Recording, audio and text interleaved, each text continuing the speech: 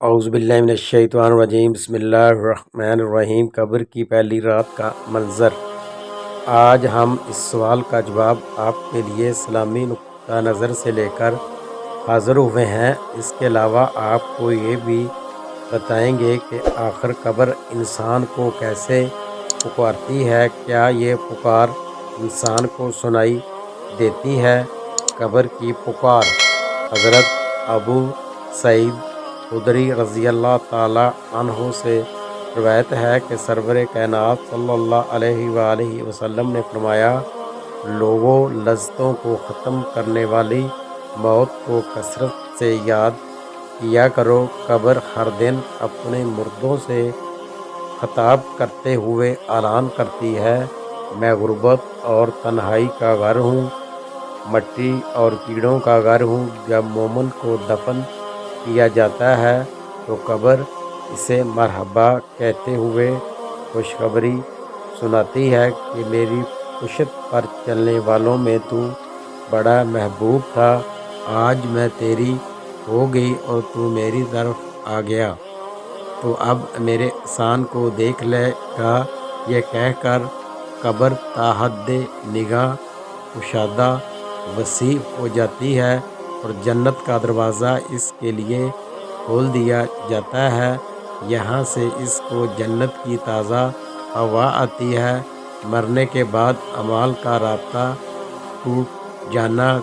قبر دنیا کی آخری منزل اور آخرت کی پہلی منزل ہے۔ یہاں سے کسی بھی حال میں دنیا کی طرف پلٹنا ممکن نہیں ہے۔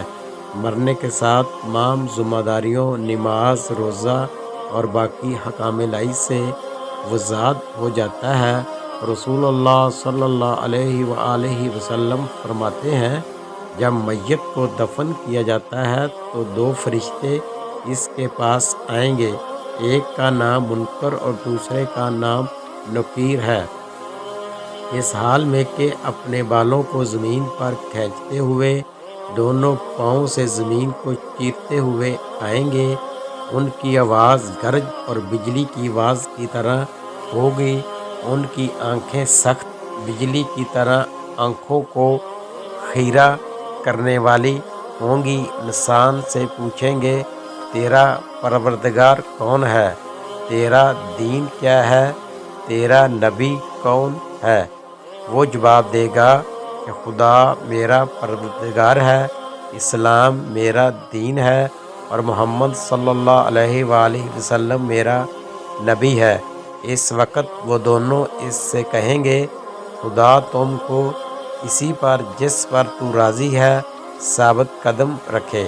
اس کے بعد وہ دونوں فرشتے اس کی قبر کو وہاں تک کشادہ کریں گے یہاں تک اس کی بنائی کام کرے گی اور اس کی قبر سے جنت کی طرف ایک دروازہ کھول دیں گے۔ بعض روایات میں آیا ہے، جس رات انسان کو قبر میں رکھا جاتا ہے، منکر اور نکیر دو فرشتے تشریف لاتے ہیں۔ ان کے چہرے سیاہ اور آنکھیں خیرہ کرنے والی، اگلے دو دانتوں سے زمین پر لکیر کھینچتے ہوئے گرج اور بجلی کی سی آوازیں نکالتے ہوئے آئیں گے۔ اگر وہ انسان مومن ہے تو ان لمحات میں اس کا ہوش و حواس اور عقل ٹھکانے رہے گا اور اپنے صحیح جوابات کے ذریعے سختیوں کو خود سے دور کرے گا، اور اس کی قبر جنت کے باغوں میں سے ایک باغ ہوگی۔ لیکن اگر وہ انسان کافر اور فاسق ہے تو وہ صحیح جواب نہیں دے سکے گا۔ اس کے لیے قبر ایک گھاٹی ہے، جہنمی گھاٹیوں میں سے ایک گھاٹی ہے۔ یہ قبر نیک اور صالح لوگوں کے لیے جنت کے باغات میں سے ایک باغ ہے، لیکن فاسقوں اور کافروں کے لیے جہنم کے گھاٹیوں میں سے ایک گھاٹی۔ اب یہ بہشت اور دوزخ کیا وہی قیامت والی بہشت اور دوزخ ہے یا کوئی جنت و دوزخ؟ ہم اس سے جاہل ہیں۔ مرنے کے بعد ہی واضح ہو جائے گا۔ جو چیز اس فانی دنیا میں ہمارے لیے اہمیت کی حامل ہے، وہ یہ کہ ہم عمل صالح انجام دیں اور اہل بیت علیہ السلام سے عشق و محبت رکھیں۔ یہی تنہا راستہ ہے جو ہماری قبر کو روشن اور بہشت کے باغوں میں سے ایک باغ بنا سکتا ہے۔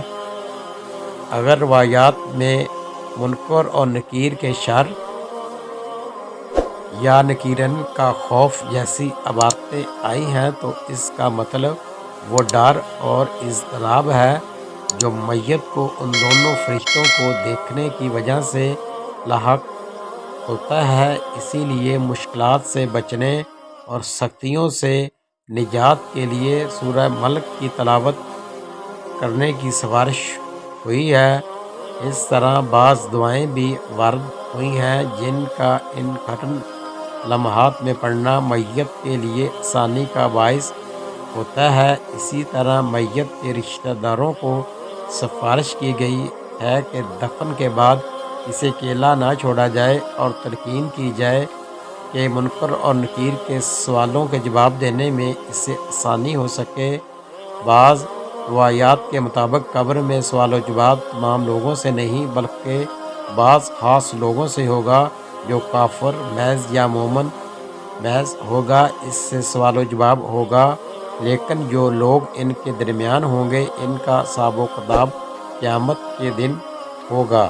حضرت ابو ہریرہ رضی اللہ تعالی عنہ کا بیان ہے کہ رسول اللہ صلی اللہ علیہ وآلہ وسلم ایک جنازے میں شریک ہوئے، پھر فرمایا آپ صلی اللہ علیہ وسلم کے میں بھی ہمراہ تھا۔ آپ علیہ السلام ایک قبر کے پاس بیٹھ گئے اور فرمایا یہ قبر ہر دن بآواز بلند کہتی ہے، اے آدم کی اولاد، تو کیوں مجھے بھول گیا؟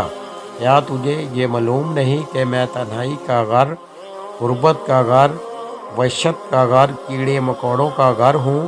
میں بہت تنگ گھر ہوں، مگر اللہ جس کے لیے کشادگی کا حکم فرمائے گا اس کے لیے کشادہ ہو جاؤں گی۔ اس کے بعد آپ صلی اللہ علیہ وآلہ وسلم نے فرمایا اے قبر، تو یا تو جنت کا چمن ہے یا پھر آگ کا ایک تنور۔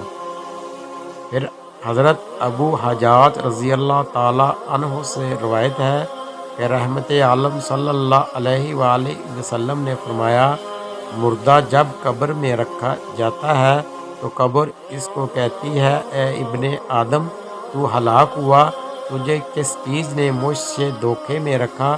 کیا تجھے معلوم نہ تھا کہ میں فتنہ، تاریکی اور کیڑے مکوڑوں کا گھر ہوں؟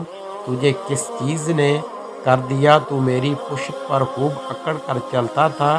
اگر وہ مردہ نیک ہوتا ہے تو اس کی طرف سے قبر کو جواب دینے والے جواب دیتے ہیں اے قبر، تو دیکھ تو صحیح اس کے مال کیسے ہیں، یہ اچھائی اختیار کرتا تھا اور برائی سے باز رہتا تھا۔ یہ سن کر قبر کہتی ہے بے شک یہ نیک تھا، اب میں اس کے لیے سرسبز ہو جاتی ہوں۔ مردے کا جسم اس وقت منور ہو جاتا ہے اور اس کی روح اللہ تعالیٰ کی طرف بھیج دی جاتی ہے۔ حضرت عبداللہ بن بید رضی اللہ تعالی عنہ سے روایت ہے کہ رسول اللہ صلی اللہ علیہ وآلہ وسلم نے فرمایا مردہ قبر میں بیٹھتا ہے اور ان لوگوں کے پیروں کی آواز بھی سنتا ہے جو اس کے جنازے کے ساتھ قبر تک گئے ہوں۔ مردے سے اس کی قبر کہتی ہے اے ابن آدم، تیری ہلاکت ہو، تو نے میری تنگی، بدبو اور کیڑے مکوڑوں کا خوف نہیں کیا، اس لیے تو نے ان چیزوں سے بچنے کے لیے تیاری نہ کی۔ بدعمال مردے سے قبر کہتی ہے تجھے میری تاریکی، میری وحشت، میری تنہائی اور تنگی، میرا غم یاد نہیں رہا۔ اس کے بعد قبر اس کو جکڑ دیتی ہے، جس کے بعد اس کی پسلیوں کی ہڈیاں ایک دوسرے میں پیوست ہو جاتی ہیں، جبکہ نیک بندے کے لیے قبر کشادہ کر دی جاتی ہے اور اس کے دائیں طرف ایک کھڑکی کھول دی جاتی ہے، یہاں سے اس کو جنت کی ہوا آتی ہے۔ اللہ پاک ہم سب کو قبر کے عذاب سے بچائے اور ہم کو نیک اعمال کرنے کی توفیق عطا فرمائے، آمین یا رب العالمین۔ بہت پیاری پیاری اور اچھی ویڈیو دیکھنے کے لیے ہمارے چینل کو لائک کریں، سبسکرائب کریں اور ویڈیو کو شیئر ضرور